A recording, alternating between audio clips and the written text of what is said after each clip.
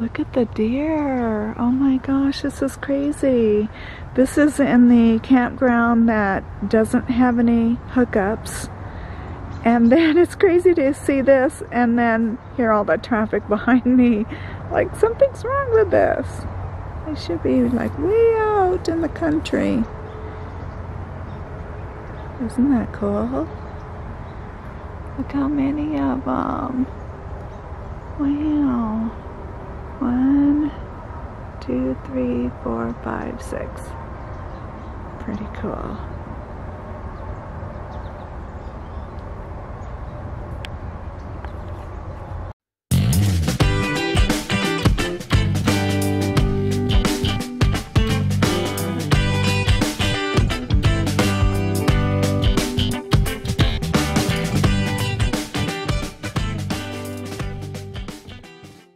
Good day, my friends. I'm over here at Willard Bay Campground, which if you're coming into Salt Lake City or before it from like Idaho, you come in on 84, it's way north before you actually start getting into Salt Lake City itself, okay? I like to stop here because you hit this area first. Because next is all that traffic, that whole stretch as you start making your way through the whole town and suburb towns and everything of Salt Lake City. It can take me about an hour and a half to get through all that because of my high-rise vehicle. So this is a great pit stop. Also a little bit more west-south of here is the Great Salt Lake, which is in the outskirts of Salt Lake City. So it's real pretty in this area. I really like stopping. The only downfall is the traffic, and I apologize for that. All right, so let me show you around because they have 2 campgrounds here. Great pit stop, a little spendy, but when my body's tired, I'll take it. It's okay. So let me show you around.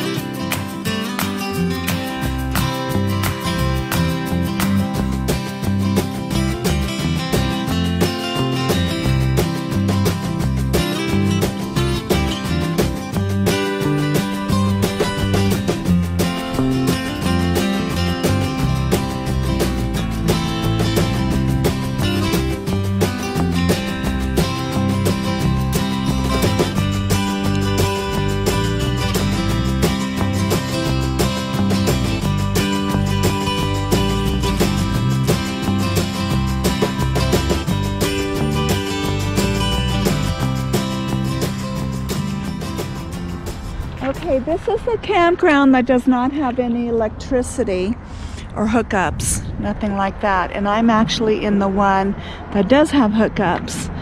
Now they both have a lot of road noise. That's unfortunate because it is real close to the Highway 15 that goes through this area. But other than that, it's pretty. You have to walk to the lake. So the lake is actually right out there. They get a little peek of it from here, but not from mine. Mine, you have to walk over to it. All right, so I will put in text what the 2 campgrounds are called.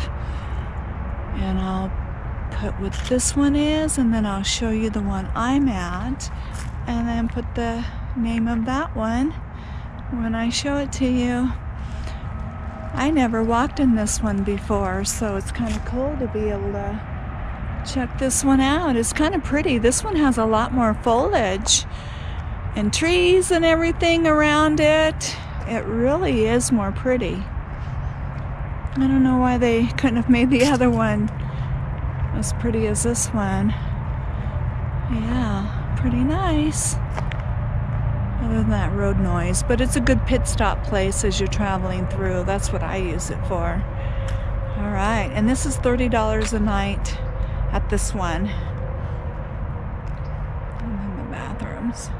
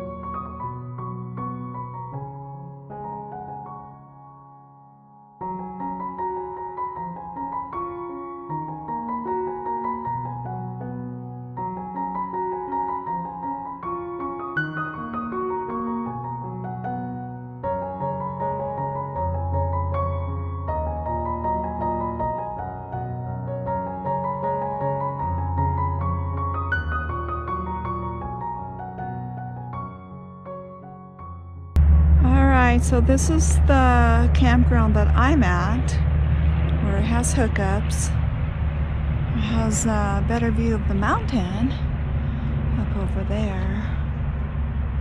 And then see how there's just less foliage in between all the campsites? Yeah. But then there's a trail back over here. This is where I stayed at the last time I was here, which is really nice, because then the trail is behind me, at least all the foliage, and then you go that way towards the day area where you can see Willard Bay Lake. Yeah, but see, you can also see traffic and the highways right there, all the noise. But oh well, it's a good, like I said, little pit stop. This isn't my dream campground, you know, to vacation in. I don't see it, but oh well. All right, now I forgot to mention that the Cottonwood Campground where I'm at, the plug-in one, is $40 a night. So I think I did forget to say that, so just in case. The cool thing that happened here is when I arrived late yesterday, because this is off-peak season now, because we're into October 2nd now, and tomorrow's the 3rd. Well, I arrived, I believe that would be the 1st, yesterday. And so when I arrived, the gate was already, you know, it was open, but nobody was at the booth. So I came in and I ended up going to my favorite spot that I was here before, and I could see that it was reserved for the weekend, the 4th to the 6th. And I know usually you can stay before that, but I didn't know how far out do they accept reservations. 1 day, 2 days, some are 4 days at that point. So I walked over to the camp post and trying to find them, and nobody was there. So I'm walking around the whole Cottonwood loop, and I run into this guy who rides his bike here all the time. So he ends up telling me, oh, they have a camp post over here at this campground still.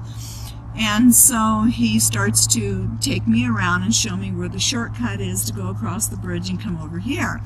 Well, so we walk through the whole Cottonwood Campground to get back over to actually where my van is, and right next to my van happens to be the shortcut and the bridge that takes you over to this campground.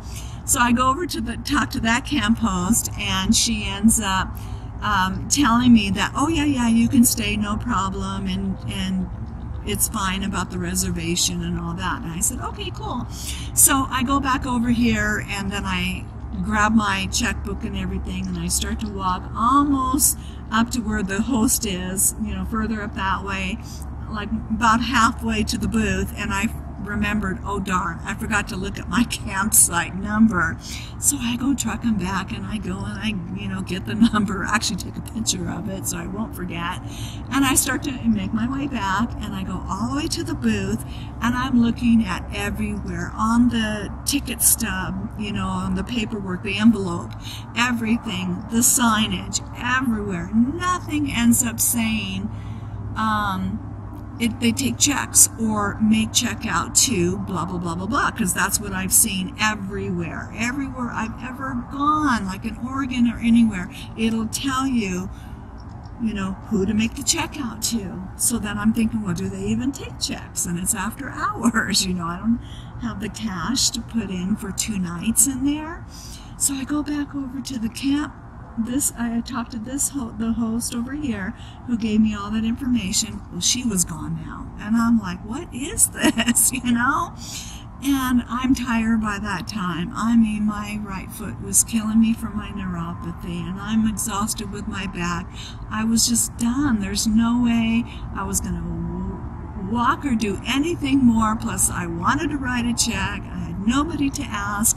I said, I'm done. I'll deal with it the next day, right? So I crash, and then finally get over to the booth by afternoon time, and I talked to the lady up there who happens to be the camp host in my side, and I told her the story, and I said, you know, what I went through trying to pay. And well, apparently their system doesn't go back yesterday, so she says, you know what, there's no way you can pay for tomorrow anyways now, so you can have that for free. So I got yesterday for free, and it's $40 a night over there. How lucky is that? She says, so you'll just pay for tonight, we'll call it good, it's okay. And I went, wow, how sweet. Did that work for my favor?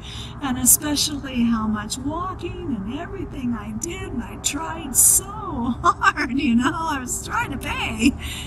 They made it so difficult to pay, and all my troubles. So it was really shocking, and I was happy, and that she made it right for me. So that's pretty cool. So that's my story, you know. They're pretty nice. They're pretty cool here, and she saw that I'd been here before.